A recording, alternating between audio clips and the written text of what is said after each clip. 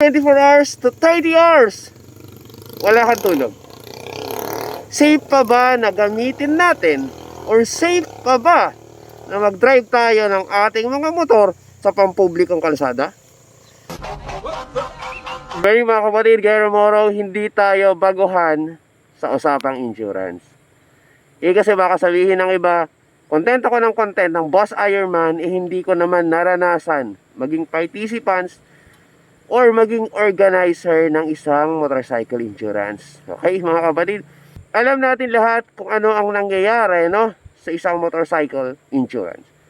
Sa mga hindi nakakaalam mga kapatid, ito yung bumotor ka na may tinakdang oras at may mga tinakdang photo-ops at mga checkpoints.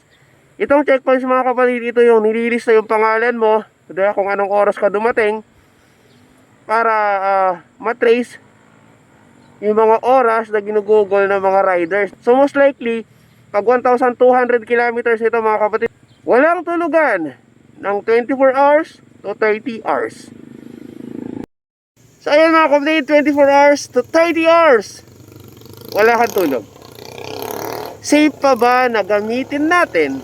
Or safe pa ba na mag-drive tayo ng ating mga motor sa pampublikong kalsada?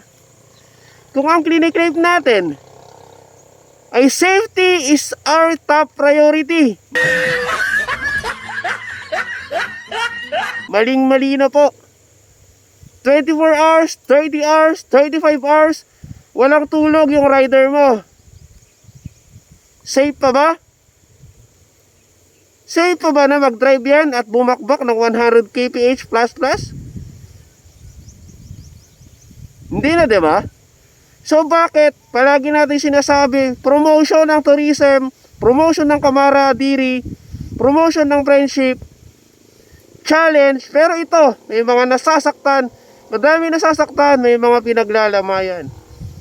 So safety is our top priority. Madami na pong nagagalit. Wag nating antayin na may mga locals na batuhin yung convoy natin or maglagay yan ng langis sa kalsada or maglagay ng mga pako sa kalsada para madisgrasya ang ating mga participants. Baka next year, wag naman po. Pero baka may gumawa na yan, Di natin ini-encourage ang mga locals or mga naiinis na sa ganitong klaseng palaro. Pero madami na. Wag kayong magulat kung may gagawa niyan. Good day, Gary Moro.